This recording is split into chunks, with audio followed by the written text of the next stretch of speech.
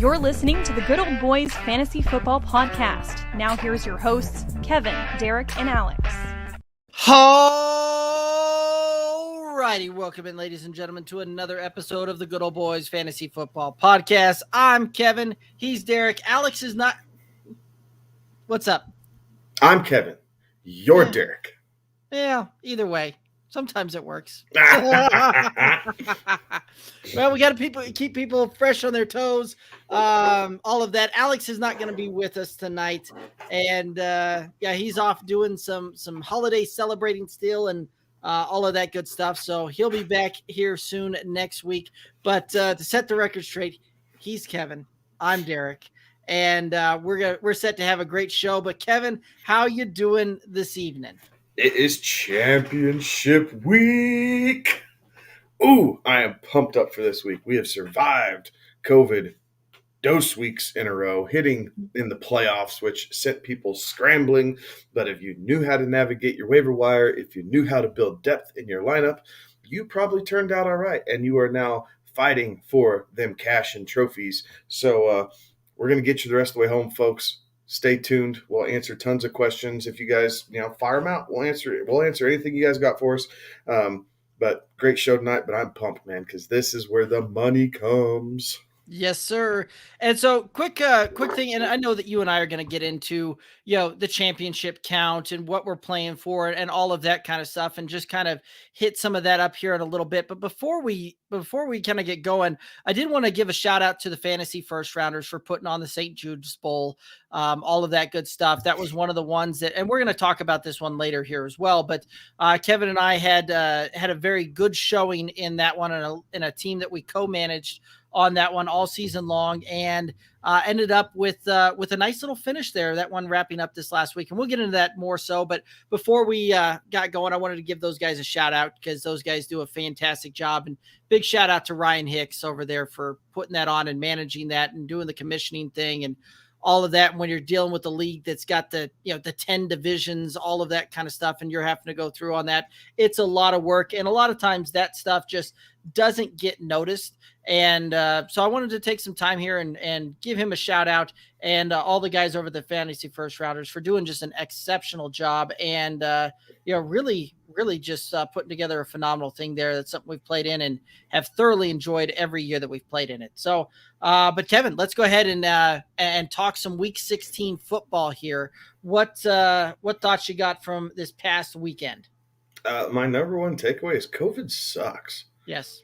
Like, we knew from last year that there was going to be some disruption, right? There were going to be some things that just were new to not only the world around us, but to fantasy sports as well. And really navigated through last year seemingly pretty easy. Like, we had a couple blips where games were moved to Tuesday nights and you had to change waiver wires and that thing. But this Omicron, right? The Omicron is taking down both vaccinated and unvaccinated players at an alarming rate.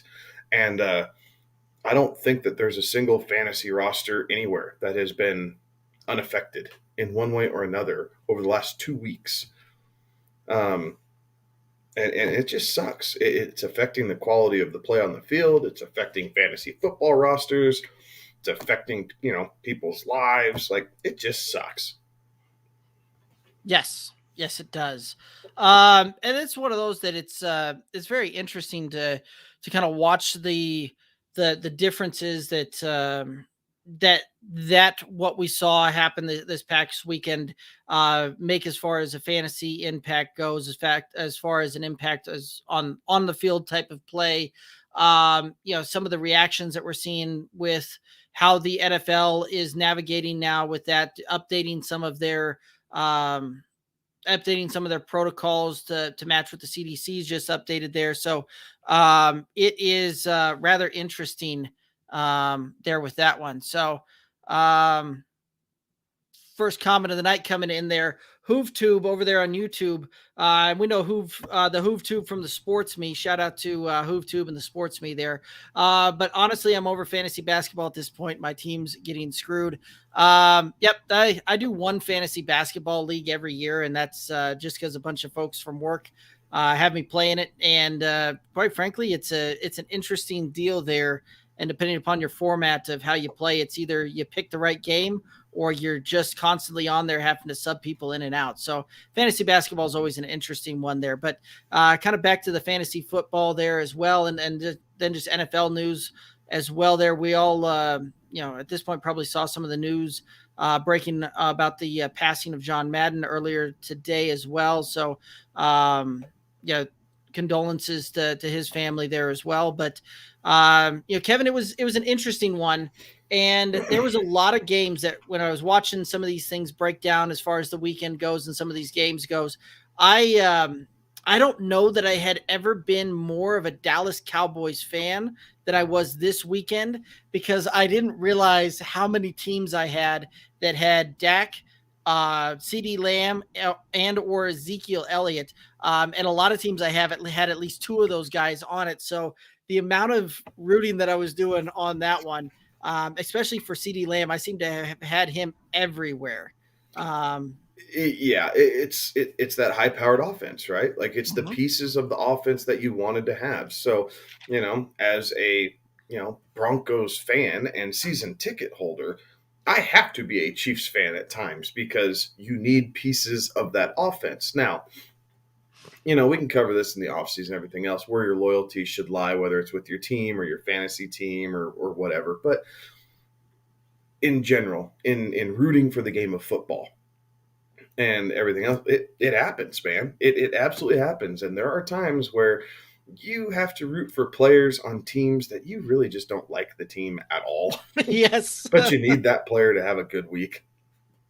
And that comes to shine, especially this time of year. Absolutely. So, no, it was very, very interesting when that all kind of came to play there. It was one of those that, and same thing too with some of the other players that were going last night. Like, I didn't have on any of my teams that were playing in the semifinals, I really didn't have anybody that was playing on Monday night's game there. I think I had Alvin Kamara in one league, but for the majority of them that were still going there, I didn't have really anybody playing. So, but I had players that were playing against me. So I was probably the biggest anti-Dolphins fan on the planet last night there, and rooting against the Gesicki's and Myles Gaskin. I ran up against him in multitudes of different leagues. Yeah, and if that was all you were worried about, you did okay. Gaskin did next to nothing, although it did cost us the championship in St. Jude just because of how he did just enough, right? We were holding a 1.5 point lead going into that final game, and he only he got 2.3 points or whatever it is. Like you said, we lost by 0.8. Like, heartbreaker. Good cause, heartbreaker nonetheless. But damn, did Jaylen Waddle go off. Yes, he did.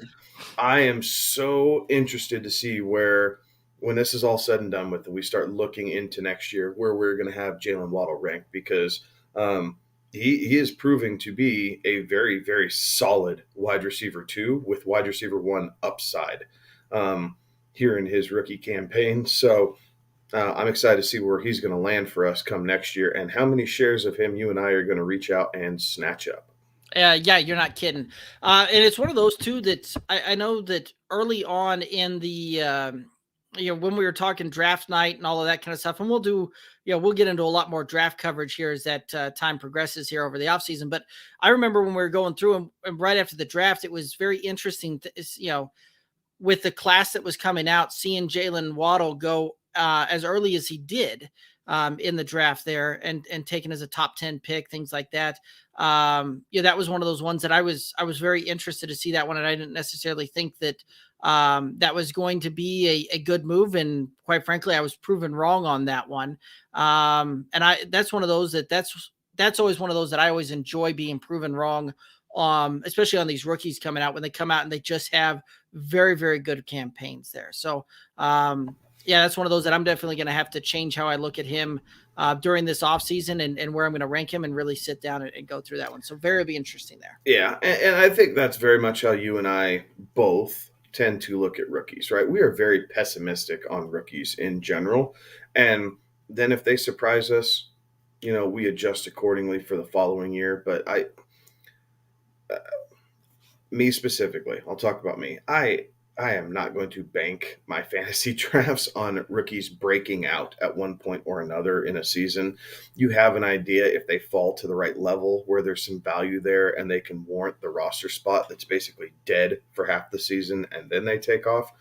But man, there's so many cases, and there's a lot of rookies who we draft super high from time to time, and then they never come to be, right? You know, the Trevor Lawrences. Trey Lance's. Okay, I'm gonna go off my little tangent here. For anybody who's trying to proclaim that they told you Trey Lance was going to win you your fantasy championship because there's a chance that he starts in your championship week, get off your soapbox. You were dead wrong. This was Jimmy Garoppolo's show the entire season long. Injuries are the reason that he's going to miss this game and miss the game earlier in the season.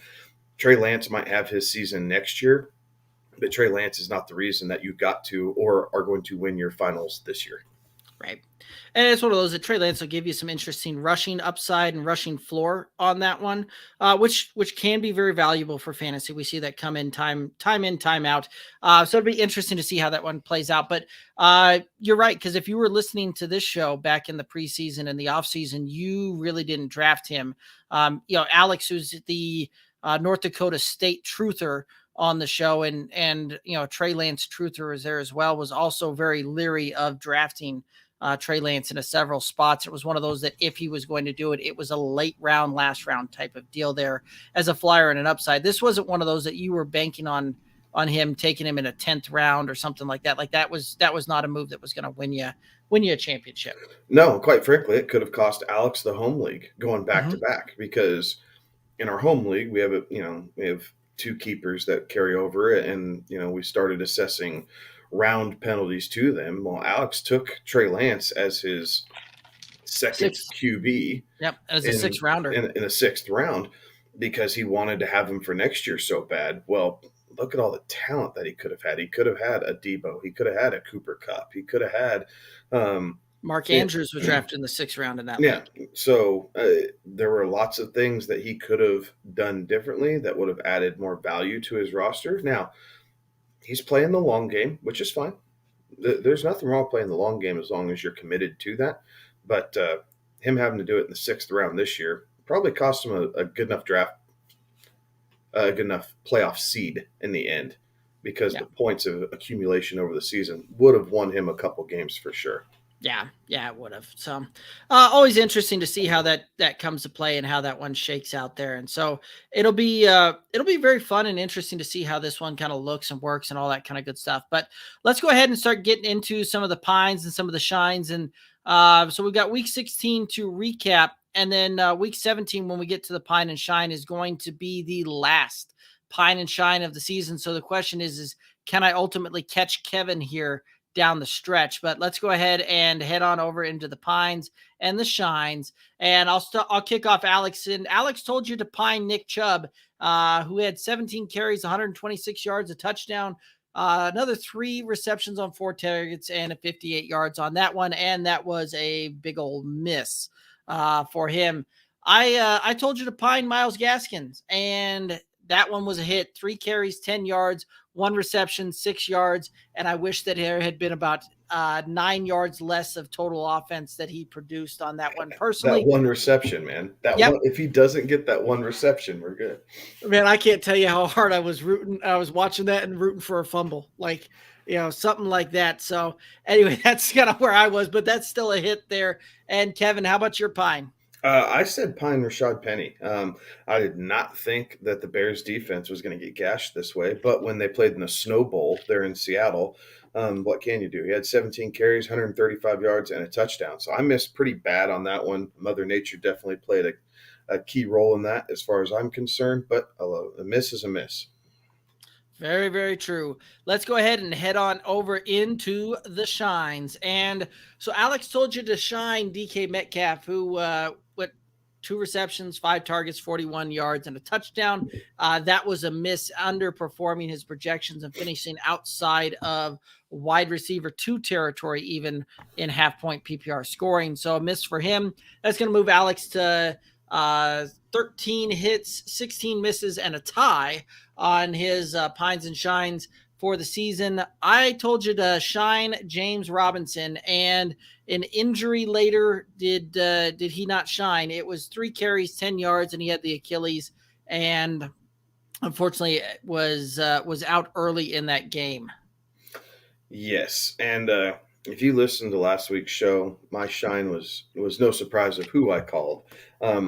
Amon-Ra St. Brown, who I pounded the table for, told everyone to go pick him up if he was still sitting out there. And lo and behold, the dude blew up, and it didn't matter who was playing quarterback. So 9 catches on 11 targets, 91 yards, a touchdown. Also got 2 carries for 19 yards. St. Brown was a big hit in your semifinals if you were able to get your hands on him and play him. Yeah, you're not kidding. You are not kidding. That was a guy that came on down the stretch, and I can certainly see why a lot of folks were very high on that particular gentleman right after the draft season and heading into draft season there, and certainly starting to pay off down there in Detroit. So before we get over into the clutches, the not so muches, let's go ahead and hit up the question coming in here. This one from MJ Jr. 23 over there on YouTube. Appreciate you tuning in here.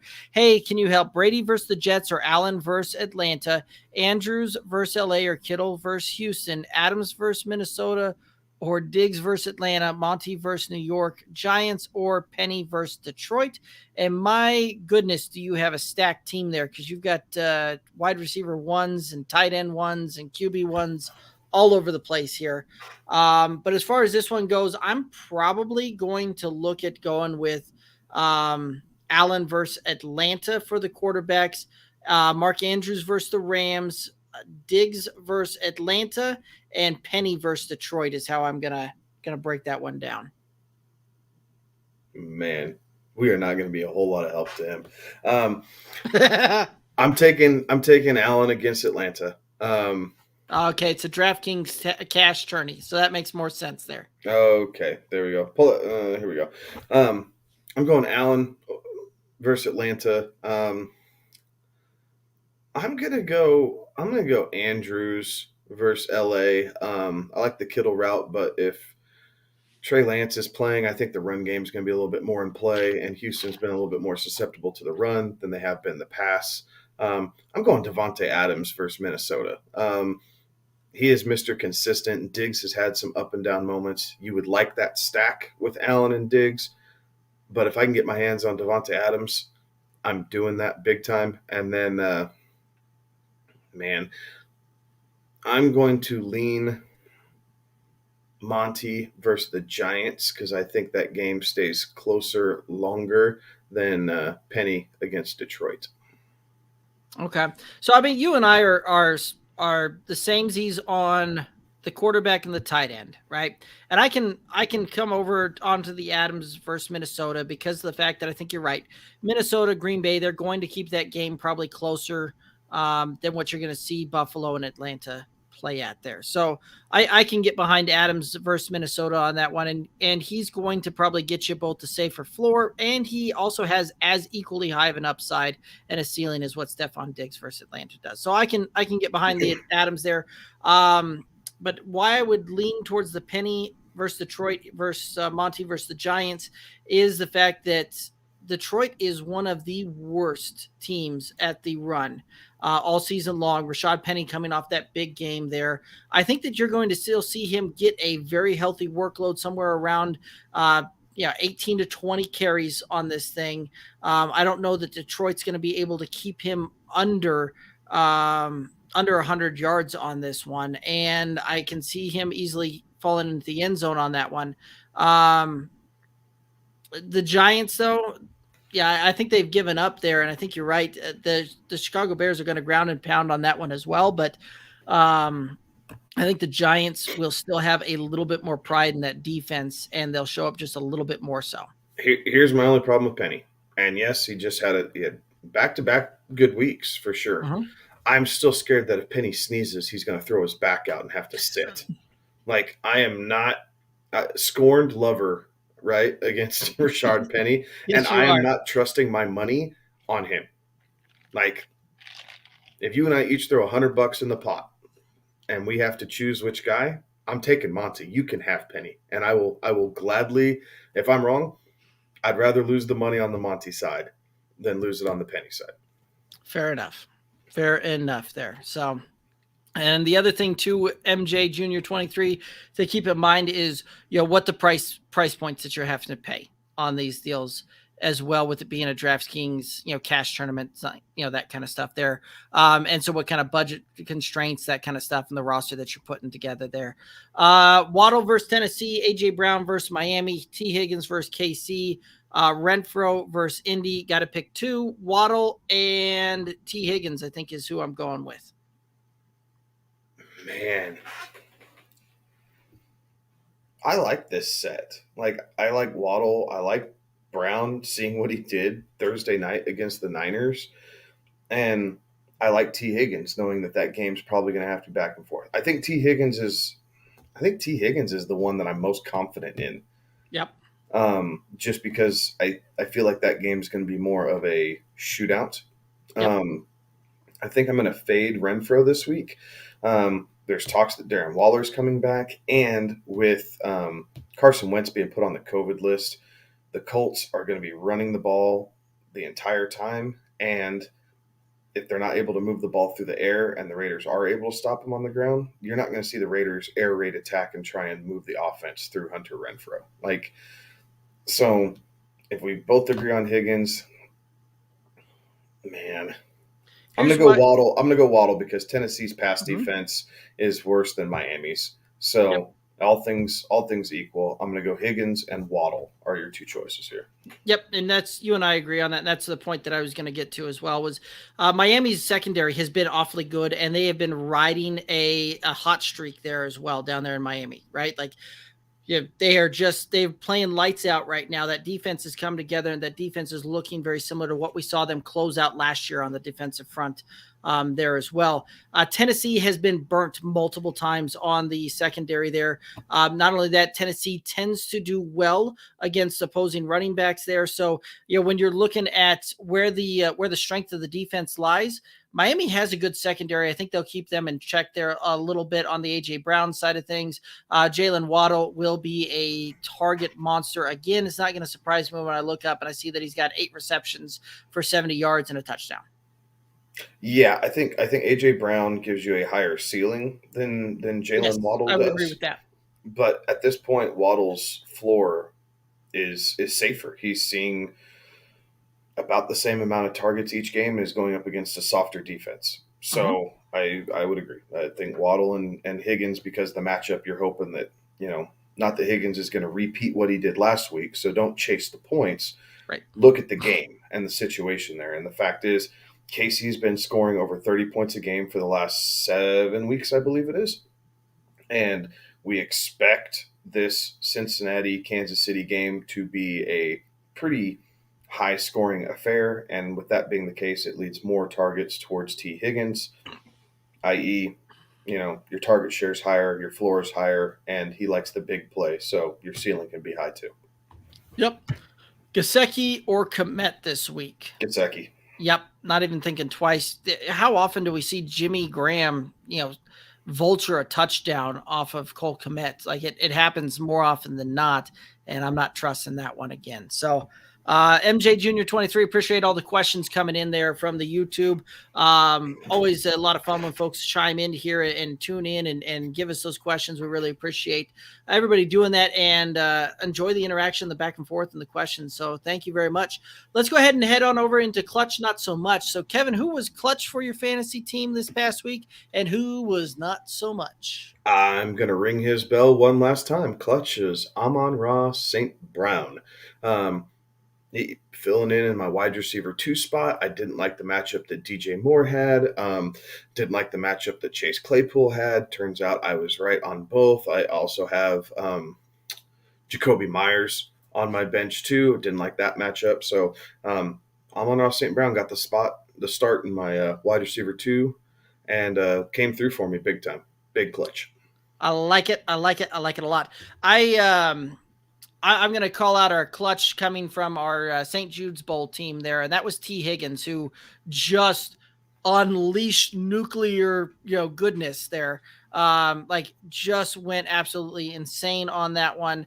And really had a fantastic game and allowed us to get to the point where we were in contention on that this weekend. My not so much, same team. I'm going to stay right there. It was the Emmanuel Sanders, and the narrative there was the fact that, you're missing Cole Beasley, you're missing Gabriel Davis. Emmanuel Sanders should get some play and should get some volume there, and you were expecting him to probably bring home at least double-digit points there as far as the floor goes, and 2 receptions on 4 targets for 20 yards, and those 4 points really just didn't get us where we ultimately wanted to go there. So that was my not so much, was Emmanuel Sanders there. Any other thoughts on the clutch not so much? No, that was short term. No, that looks good.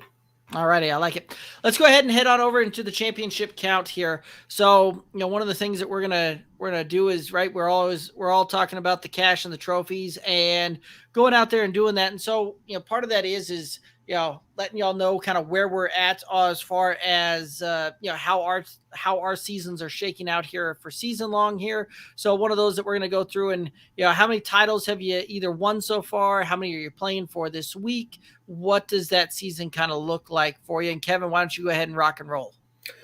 So up to this point, I have 1 championship in the bag. I have a second place. Narrow defeat here.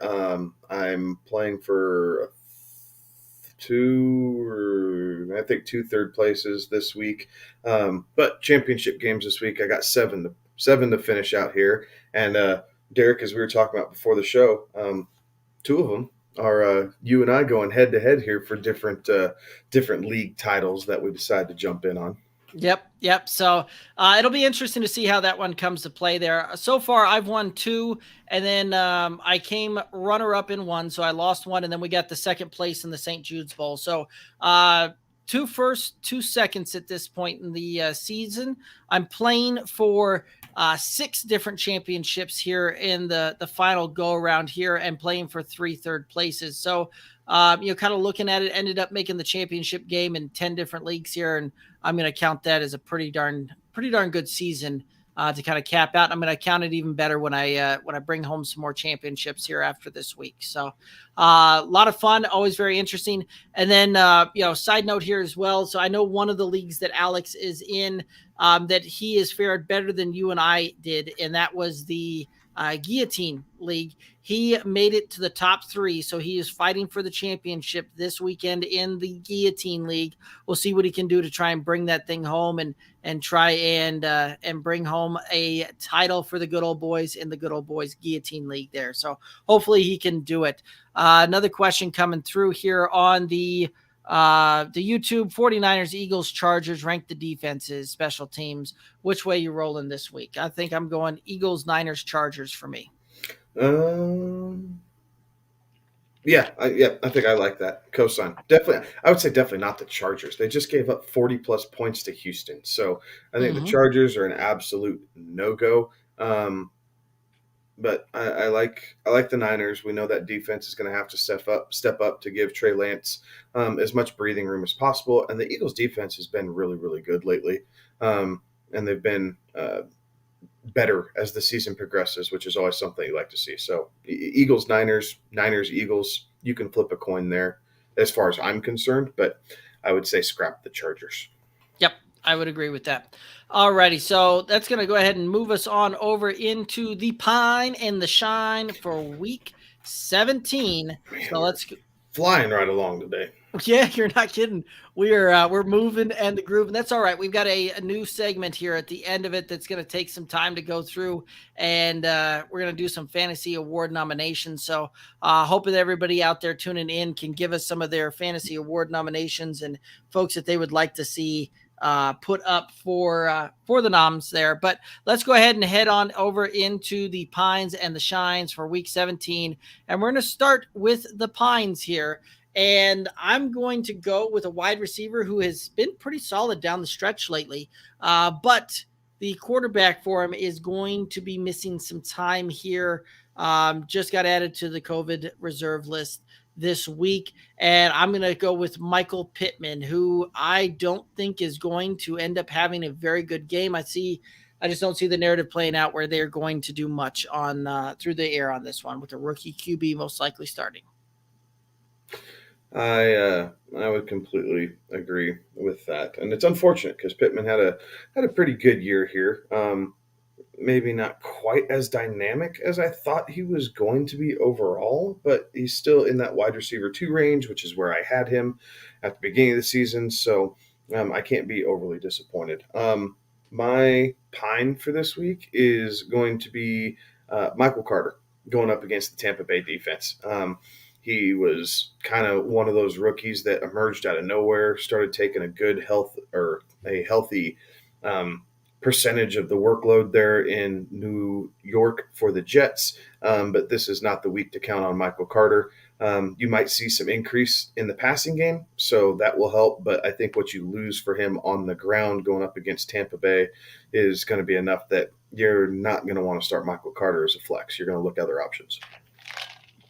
You very well might be right there. Let's go ahead and head on over into the shines for week 17 here.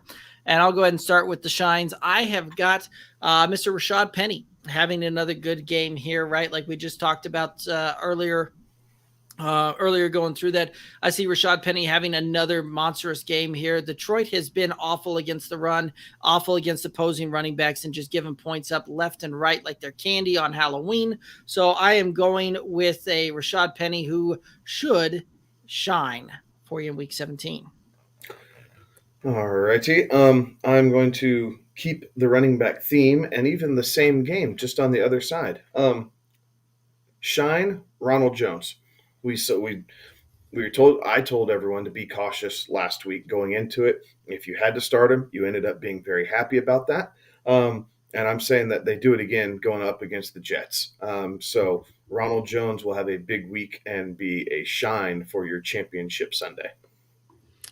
Absolutely. I that was one that I was going back and forth with as well and trying to decide if Ronald Jones would be a guy, but for me. So, Kevin, as it currently sits, I'm 19-13 heading into this final week. You're 21-11. So there's still an outside shot that I can catch you here in the pines and shines for the season, but it's going to take me hitting both of mine and you missing both of yours, which quite frankly just hasn't happened a whole lot this season where you were, even in an off week, you're typically 1-1. So I look forward to seeing how this one plays out, and it should be a lot of fun here. So, guys, we're going to go ahead and head on over into some fantasy award nominations. Kevin, any final thoughts on Pine and Shine before we head over there? No, not Pine and Shine. Cool. All righty, let's go ahead and head on over into the fantasy award nominations here. We've got some different categories, things like that. And, folks out there listening, if you've got a category that you'd like to see us, include, go ahead and toss that in the comments, toss that in the section there, and we'll discuss that. We'll go through it. Also, if you have somebody out there that you want to see nominated for one of these categories, throw it out there, and we'll get those on the list there as well. So we're going to go ahead and start with the MVP of the season here. And so there has been a lot of just really, really good performances. But Kevin, I'll let you start the nomination process here. Who you liking to start your nomination for MVP? My nomination for MVP is going to be Mr. Cooper Kupp. I like it. Yeah, you talk about a guy that's come out and been just a phenomenal guy for your team. I'm going to go with Jonathan Taylor, who has come on late and just putting up points after points after points and really getting folks, kind of where they need to be there, and has been a darling for your fantasy team, especially down the stretch here. So Jonathan Taylor is my guy there. What other thoughts you have for MVP nominations?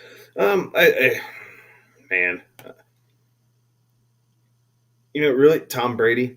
Tom Brady was a guy a lot of people kind of passed over. Yes, he went around 10 to 12 is kind of where he was going, but to end up at this point being QB1, maybe QB2, depending on your scoring system. I know Josh Allen's been on a bit of a tear here lately, but you got some pretty good draft value if you waited on quarterback just a little bit and then took Tom Brady. So he's another guy I think that's there for fantasy MVP because you didn't have to spend the premium pick on him. You were able to get him a tier or two later, depending on how you're draft setup. Yes, I would agree with that one there as well. Another guy out there too that has missed some time, things like that, but has been just really, really good for your fantasy teams out there is I'm actually going to nominate two, and you can tell me who you want to weed out there. I'm going to nominate either Joe Mixon or Austin Eckler. I'll give you Joe Mixon. I mean, I definitely didn't have Joe Mixon having the season that he has had. I think you and I were both pounding the Eckler train pretty hard. So, by the time it was all said and done with, you were drafting him at the back end of the first round. He was doing exactly what you needed him to do. But Joe Mixon is definitely one of my misses this season. I did not anticipate him being top 5, and Derek, you called it right off the bat. Yep.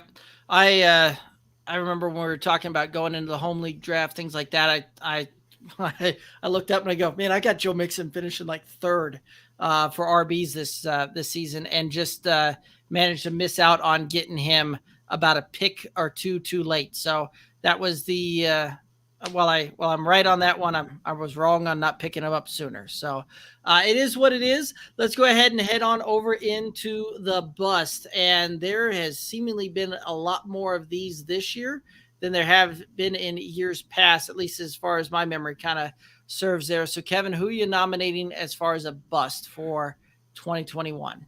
Nuke Hopkins. I like it.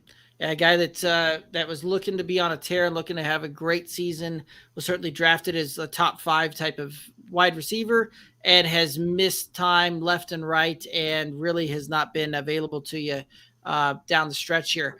A guy that I'm going to call out as a bust, and it's one of those that it should come as no surprise for anybody that's listening to the show that I'm nominating this guy as a bust, because of the fact that I called him being a bust before the season started, and it had nothing to do with injury or coming back from the injury, which was a lot of narrative out there. I told you that Saquon Barkley was not going to do well for your fantasy team, and that is seeming to have hit. But definitely a bust because of where he was drafted, and most of the time it was in the first round. So, Kevin, what's another thought for the bust?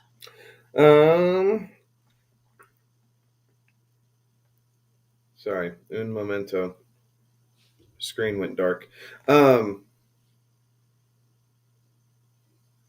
Really, I think Amari Cooper is borderline bust. We can switch gears a little bit. Chase Edmonds bust because of the injury time. Is a guy that really fell flat, and Juju Smith-Schuster, a guy who was drafted in the 6th, 7th round. He was a lot of people's wide receiver 2 or wide receiver 3, and did not have a great showing even before the injury, and then got placed on the IR early. So if you drafted Juju, you were pretty unhappy. All righty, so Juju Smith-Schuster. Yeah, there's a lot of narrative out there that we could take kind of a at this point I feel like it would be a kind of a chalk pick for a bust, and a guy being like a CMC, another running back that you drafted very early on and missed a ton of time for fantasy, or missed a ton of time due to injury, things like that. But I'm going to go with a guy that actually played in the majority of his seasons, and in most cases you drafted him to be your wide receiver 1, and was a guy that was taken very early in drafts, and that is going to be a guy that Mr. DK Metcalf, who down the stretch, and I get that Russell Wilson being out didn't help and all of that, but still at the same time, like, this is one of those that you spend a 2nd or 3rd round pick on him in most cases, and he has not been in a lot of weeks, he's not even been a wide receiver 3 for you. So a very disappointing season for that one. And that's who my bust is going to be, is a DK Metcalf there. Any other thoughts? Anybody else that we're missing, you think? I have 2 more that came to mind. One is Trey Sermon, because everybody thought he was going to be the guy in San Francisco. and you drafted Trey Sermon. You felt good about it. You got him kind of in those upper mid rounds, round 6, round 7 type thing, help you fill out your running back depth, and then didn't sniff the field, and then sniffed it and looked terrible, and then got hurt, and now he's not playing. So Trey Sermon's one, and another guy, Brandon Ayuk. A lot of hype around him getting drafted in the 4th round. He's currently at wide receiver 41, I believe. Abysmal first half of the season. Started coming along a little bit here towards the back end, but if you drafted him as your wide receiver 1 or 2, chances are the damage was done by the time he started showing up and playing football this year. Yeah, that definitely was a disappointing season for sure on that one. So let's go ahead and head on over into the sleeper category, right? The guy that came out of nowhere for you, or the guy that was in most cases either not drafted super late, and has shown up to be a fantasy stud for you. So what are your thoughts here on the sleeper position? That's one. Sorry. James Conner. He's a guy that when we covered the Cardinals, I pounded the table for him, and I told you, wait the extra round or 2 and then pick up James Conner over Chase Edmonds. And this was one of the areas, unlike the Joe Mixon deal that I talked about earlier, where I was able to be spot on about this. James Conner propelled you into the fantasy playoffs. Yes, he's dinged up now. It's not quite the same. Yes, the injury helped a little bit for sure, but the touchdown clip that he was on, even with Chase Edmonds, you were able to start him in the flex every single week and help propel you to the playoffs. So great sleeper in James Conner this season. Yeah, you're not kidding. A guy that in a lot of cases was on the waiver wire after week 1 was Cordaro Patterson. And that's going to be the guy that I nominate up there as a sleeper. Again, like, this is one of those that really nobody out there saw that coming. This was the role that he was drafted to be, a 1st-round draft pick in Minnesota all those years ago, where teams have been trying to get him to be an offensive weapon. And sure enough, the Atlanta Falcons figured out how to do that for a large majority of the season, and was one of those that certainly helped propel you towards some fantasy goodness all season long here. What's another sleeper for you? Depending on your format. Oh, hell, we're not even going to go there. Rob Gronkowski went super late, depending on when you drafted. Towards the end, he was creeping up the boards and people were buying some of the hype. But if you drafted early, the chances are you got Gronk at like tight end 11, 12, 13, something like that. And he did miss some time because he was hurt there with the ribs. But the way he started the season and the way that Brady just continuously finds him, right? Like, he has had almost the safest floor out of any tight end outside of, the big 2 or 3. And Gronk has been a huge asset for being able to get him late rounds in drafts. Yeah, you're not kidding. Another guy that I'm going to stick kind of with the same team there, and I'm going to go with the running back for that was there for the majority of the season, Leonard Fournette, who in most cases was in a lot of cases was at the 82nd or worst pick off or later pick off the board. So you got him super late, and he was running back 33 off the board and has given you top 10 performances on the year, week in, week out, and has been a very serviceable, consistent player for your fantasy roster there. So that's who I'm going to put up there as a sleeper for the last one there. Anybody else that you think we're missing? I would put Kirk Cousins up there. And it's because of where he was drafted. Like, you're drafting Kirk Cousins in the 13th round or later.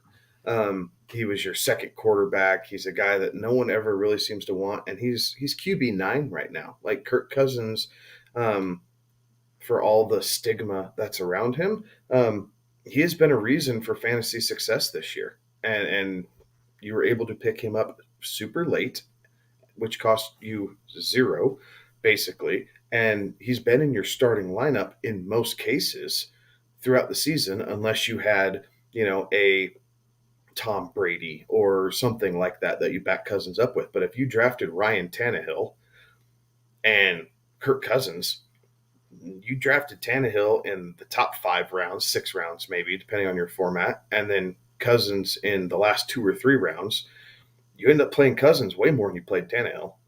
So he's a guy that I think way exceeded his expectations and draft level. Yeah, that was one of those too. I remember when we were going through some of the team breakdowns, things like that.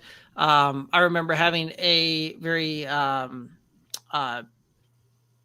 passionate back and forth with some folks out there when I was saying that Kirk Cousins was going to outperform Daniel Jones this year, because there was a lot of hype going around on the Daniel Jones train, and this was going to be the year that he came through. And yeah, Kirk Cousins was definitely the guy that has showed up, showed out, and is always just kind of that sneaky guy that manages to get inside a QB1, and is a guy that a lot of folks just tend to forget about when it comes to draft season. So I like it. I like it a lot. Let's go ahead and head on over to the mid-round hero. Now, the mid-round hero, the way that we're describing this one, is a guy that you took kind of in the middle rounds, is a guy that has helped anchor your team and help propel your team towards fantasy greatness here. And yeah, if we've already nominated some of these guys for like an MVP, that kind of stuff, we're gonna not include them into the mid-round hero. So for anybody out there listening as to why a name or two may not be up there, is because they're already up on the list for winning bigger and better award type of things there. But let's go ahead and start with the mid-round hero. Who you got? Real quick, one more bust that Yep. I would be sad if we didn't mention: Allen Robinson. Yes. So we apologize for omitting him. Mid-round hero. How about one Jamar Chase? He was going in the 5th, 6th round, depending on when you were drafting. Sometimes you got him as late as the 7th or 8th because everyone thought he had a case of the dropsies. And after week 1, yes, he basically didn't leave your starting lineup. And the past few weeks, he's kind of come back down to earth a little bit. But again, a guy that propelled you into the playoffs that you got for mid-round and then became an every week starter, Jamar Chase. Absolutely. I like it. The guy I'm going to put up is a guy that I took everywhere I could in the mid-rounds. And that is one Mr. Debo Samuel, who, has put up just a fantastic finish. Was a guy that you could get in a lot of cases 3-4 rounds later than a guy that's on the bus list in Brandon Ayuk. And Debo Samuel currently the wide receiver number 2 on the season in a lot of different formats. So Debo Samuel's the guy I'm going to nominate up there. What's who else you want to put on the list for mid-round hero? Yeah, a guy that I'm going to put on this list who isn't getting much love anywhere, especially here in Colorado, is Melvin Gordon. Melvin Gordon is still RB20. Now, chances are you got him anywhere between the 8th and 10th round, just depending on how your draft fell. But he is a guy who has been a pretty consistent RB2, even with splitting the backfield, has been able to find the end zone enough to stay relevant, even on a Denver Broncos team that does continue to struggle to move the football. And even lately with the emergence of the rookie Javonte Williams, Gordon is still a piece in that offense. And at RB2, being able to get him in the 8th or 9th round, nothing wrong with that value there. No, nothing at all. A guy that I'm going to put up here for a mid-round hero is a guy, same team. We already mentioned his teammate earlier in the list with Jamar Chase, but I'm going to mention T. Higgins for a mid-round hero here as well. A guy that you drafted oftentimes in the 5th, end of the 5th, early 6th type of range to it, but he was the wide receiver 24, 25 off the board, and has certainly outperformed that, especially down the stretch where it has really mattered for your fantasy team and fantasy playoffs here. Anybody else that you want to see on the list that's not on here for a mid-round hero? Derek, this is one of your guys and has been all season long. Damien Harris. Damien Harris did a good job anchoring down the backfield there in New England. Some injuries crept up a little bit between COVID injuries, the emergence of Stevenson. But Damien Harris is another guy who did a very good job of being that solid RB2 week in and week out and getting you to the playoffs. He's sitting right there at RB18, so a little bit better than Melvin Gordon. But I know you had him in our home league, Derek, and for most of the season, you were really happy that you had him because he helped, fill that void for you in a lot of different situations. Right. And, it was one of those that he was drafted as the RB25 in, half point PPR scoring, 71st overall type of thing. So yeah, it absolutely fits that mold and that bill, and has certainly outperformed where you drafted him to be, because of the fact that, if you drafted him, you were drafting him as a depth piece, maybe as a flex, but most likely, he's been able to be a very solid RB2 for you week in and week out. So I like it. I like it a lot. Anybody else that we need to include here on the mid-round hero list? Okay, let's go ahead and head on over into the rookie. So the rookie coming through here, as far as, what rookie has really stood out for you? What rookie is kind of winning the offensive rookie of the year, so to speak, for fantasy? Who would you like to nominate for this one? I think Jamar Chase has to go at the top of this list. With what he's been able to do. Najee is another one. I mean, the two guys who you drafted, in rookie drafts at 1 and 2.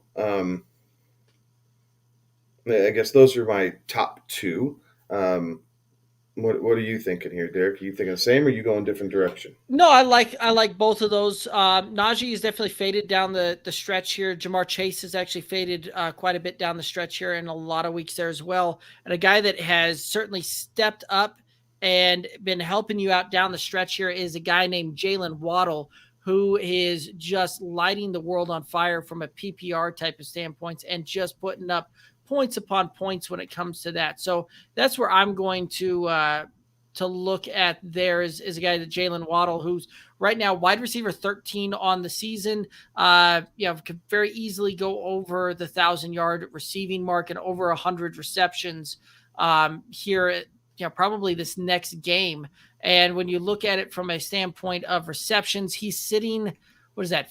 He's tied with Keenan Allen, one behind Justin Jefferson in the amount of receptions that he's had as a rookie, which is truly just a phenomenal pace there. So that's where I'm looking to add a guy there. Any other thoughts? Let's look and find us at least one more rookie to nominate here.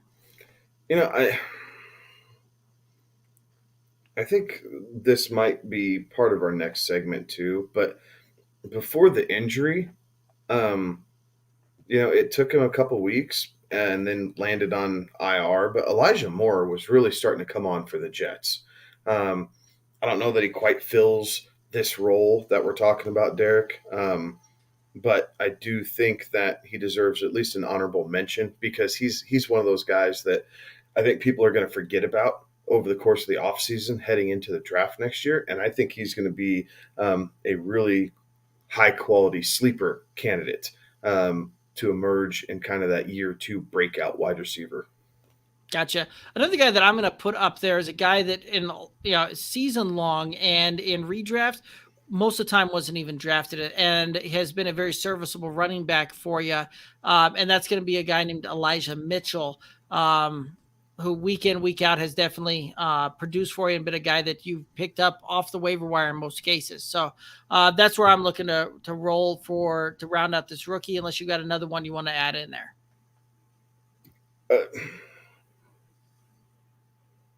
For NFL purposes, this doesn't really fit fantasy-wise as much, but Mac Jones. Yes. Mac Jones has been a very quality rookie quarterback. Like, he's not putting that team in bad situations. I think there's 2 games where he's thrown multiple interceptions and really kind of cost the Patriots a little bit. But outside of that, he played within the Belichick offense and did exactly what they were asking him to do. And I do think the future is bright for him once they feel like he has mastered the offense and start to take the reins off of him a little bit. I do think you're going to see success coming from Mac Jones. I like it. I think you're right. I think that we're just starting to see the tip of the iceberg with that kid. So we'll see what plays out there and how that shakes out there. But let's go ahead and head on over into the what could have been. And this one's kind of self-explanatory here, right? Like what could have been for fantasy purposes, and those types of things, had something not happened here. So who's your nomination for the what could have been award? There's so many here to list, and obviously, Derek, you've already listed the no-brainer one, and Derrick Henry, based off the tear that he was on through the first 7 weeks of the season, and then obviously going on IR after that. But J.K. Dobbins for the Ravens is another one that you expected big things out of J.K. Dobbins. So he's a guy that you wonder what could have been this season had he been able to play and stay healthy for the Ravens. And another one is, Michael Thomas is a big one of what could have been, right? If he didn't have the injuries, if he didn't have the beef with New Orleans that is just, swimming all over the news channels, what would he been able to do in that offense, being the true number one receiver on a team that desperately needed pass catchers? Oh man, yeah. And if you watched that game last night, they are not the Saints that we were used to seeing over the last decade. That's for sure. Another guy that I'm going to put in here to the what could have been is the Cam Akers, who tore the Achilles early in the offseason there, and for some reason they seem to have activated him, off of the IR. Some reports coming out that he may play this week. I don't know that. That doesn't seem to make any sense to me, but who am I? I'm not a doctor. So I think he's going to play, and that's why they felt comfortable putting Darrell Henderson on IR. Very well could be. So that's just one of those that we typically, even young guys coming back on that. Dante Foreman is the most prime example we have of a running back coming back off of an Achilles and having some relevance in the NFL and in a game there. But typically that's an injury that linebackers and running backs do not fare well coming back on, especially coming back quickly on. It's usually almost a 2-year type of thing before we see them kind of go again. But we'll see how this one plays out and see what that looks like here. So let's go ahead and I got one more for you. And, all right. And there's a little bit of satire built into this, but what could have been for Trevor Lawrence had he had a competent head coach and pass catchers that could stay healthy? Like, could we have seen something like what Joe Burrow or Justin Herbert were able to accomplish last year? But rookie head coach, rookie quarterback, spelled disaster from the beginning. And Trevor Lawrence really never panned out to be the guy we thought he could have been as a rookie pass slinger. Yeah. Yep. It'll be interesting to see how the Jags navigate that this offseason. I know that they started listing their candidates for folks that they're requesting to interview, that they're planning on interviewing. And I don't remember the last time I saw a list where, it seemed like there was 10 guys that they had on the list that they're requesting to interview, that they're wanting to interview, things like that. Like that just tells me that that's an organization that has zero idea where they really want to go for this coaching deal, which again, I think just speaks overall volumes to the organization and the dysfunction there. So a little bit of a side note and sidetrack there, but yeah, I think they're just so desperate to get it right now. Like you can't screw this up again. So they might as well interview as many people as humanly possible, given the fact that they kind of have a 2-week head start over a lot of teams. But they can't screw it up again. And they need to get it right, and they need to get it right with a guy who loves Trevor Lawrence and can play to his skill set. Right. Yeah, this was one of those that it kind of reminds me of the dysfunction that you saw in Cleveland right around when Baker came out there as well. Just, they went through a head coach. They replaced the coach in the offseason, went with a guy who had zero head coaching experience really. And yeah, that guy lasted half of a season, it seemed like. Yeah. And then another head coach and then another one. And so, that's the type of road that can very quickly get that you can send an organization down with missing on this one. So hopefully they get it right, and we hopefully see Trevor Lawrence get back to what we thought he could have been coming out, and get him back on track there. But talking about getting back on track, let's go ahead and get back on track with our final nomination here, Comeback Player of the Year. And so what player really disappointed, yet you had high hopes on in 2020, that has rebounded and done marvelously for you in 2021? So who are you nominating as your Comeback Player of the Year? I am nominating Cooper Kupp for my Comeback Player of the Year. So 2019, he finished as wide receiver 4.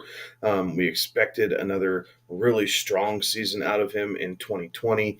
Ended up settling in towards the bottom end of wide receiver 2 territory after you drafted him in the top 3 or 4 rounds.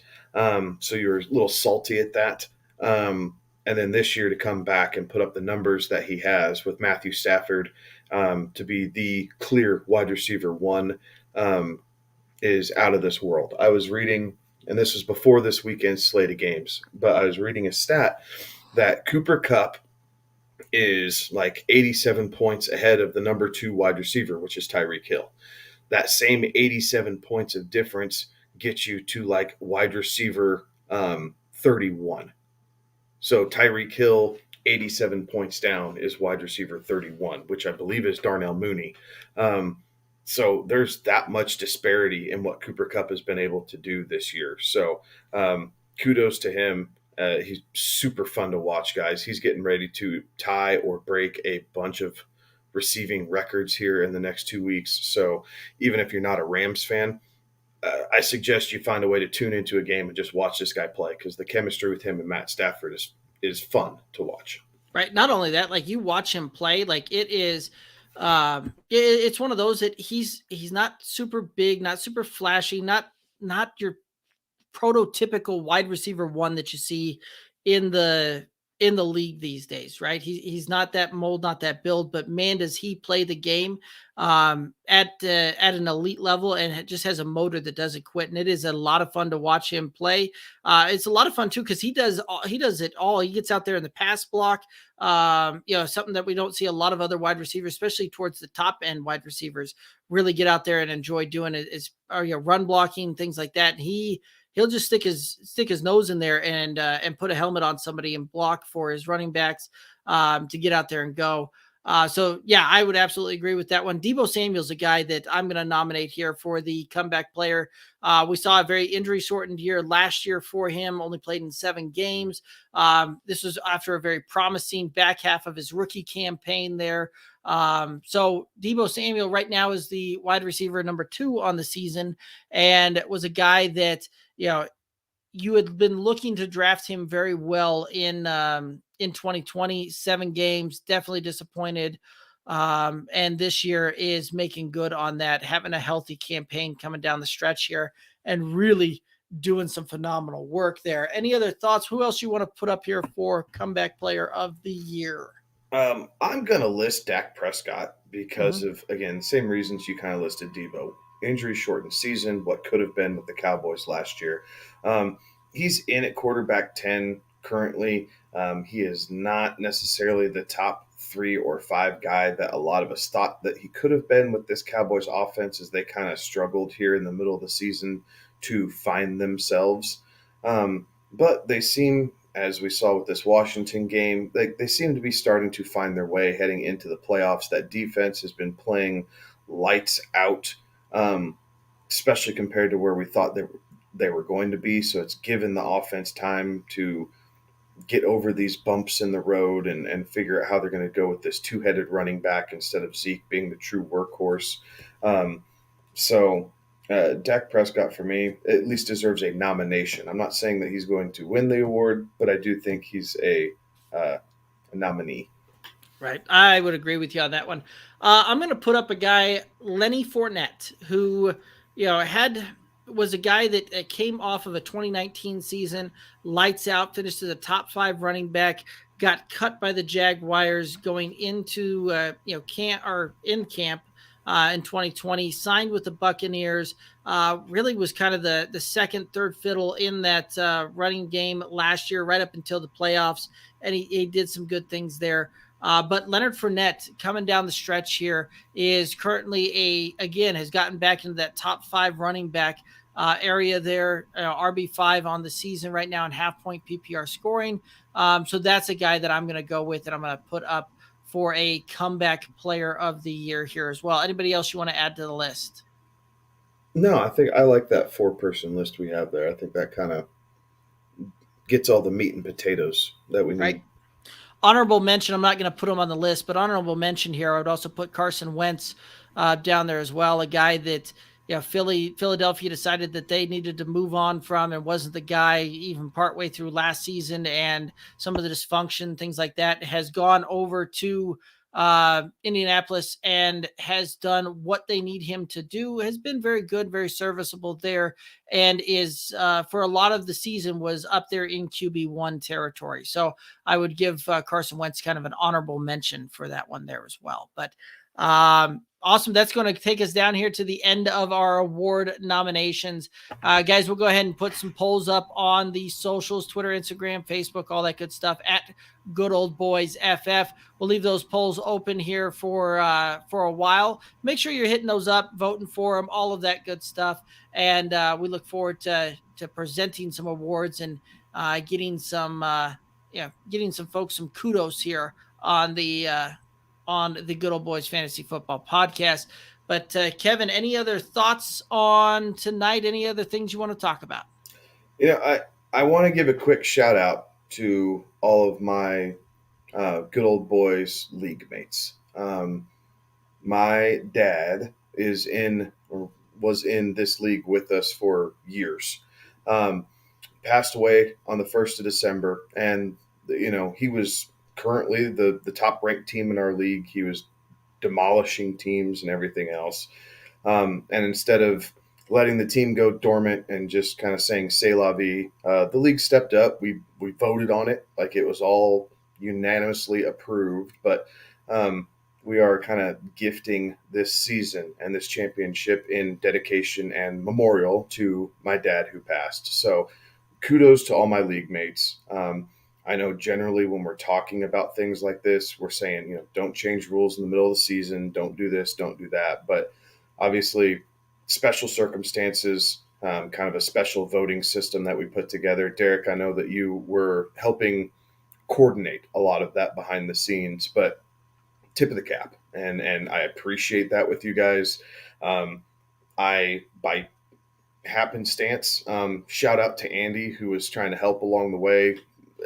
Just the way the scoring would have worked out, it didn't matter. I would have been there anyway, but I get to spend this, last week and this week, we have a 2-week final, getting one final game with my dad. So that's really cool. And I really appreciate all my league mates for, voting on that and making it happen, because it means a ton to me.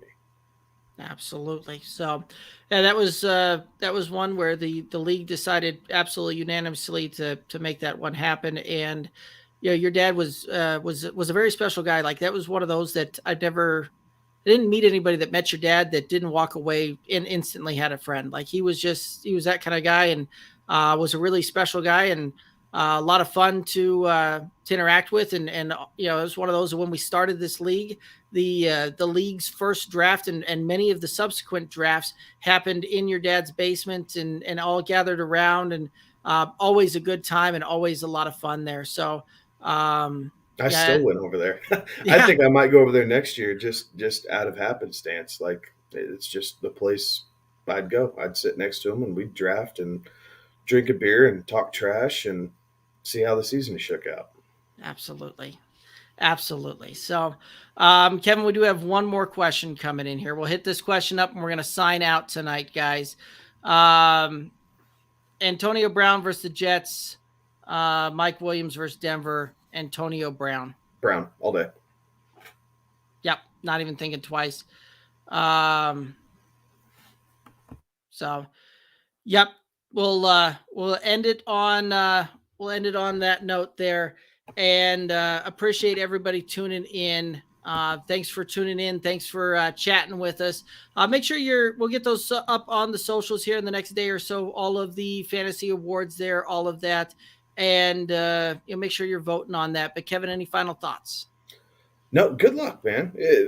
Like I said at the beginning of the show, this is where all the hard work, the time that you spend in your roster, hitting the free agent wire, working trades, adjusting your lineup, staying in tune to all the injuries and COVID crap and everything else. This is where it all pays off in season long and in dynasty formats. So best of luck to everybody. And let's rain down in championship trophies here this week, and we'll come back next week and start bragging about it. Absolutely. I look forward to it. Guys, make sure that you're hitting us up with those when you win those titles. Add us on Twitter, add us on Instagram, add us on Facebook, whatever, at Good Old Boys FF. We want to see you guys bring home the cash and trophies, and whatever we can do to help you guys get there and bring home some cash and trophies, let's do it. Whether that's, you got lineup questions, you got waiver wire questions, whatever it's going to take, let's see what we can do to get you guys some cash and trophies and bring it home this weekend. And we look forward to catching you. We're going to keep doing the, couple of shows for you live. We do the show year round. You can always catch the Tuesday show, 11 p.m. Eastern. And so hit us up. We'll really start getting into some of these breakdown teams. And that's always a good time here as we dive super, super deep. But head over to YouTube, click the subscribe button, ring the bell, Good Old Boys Fantasy Football Podcast YouTube channel. Drop a rating wherever you're listening to this, if it's the audio version on the podcast. And he's Kevin. I'm Derek. I got it right this time. Alex will be back next week. Have a good one, y'all. Be safe.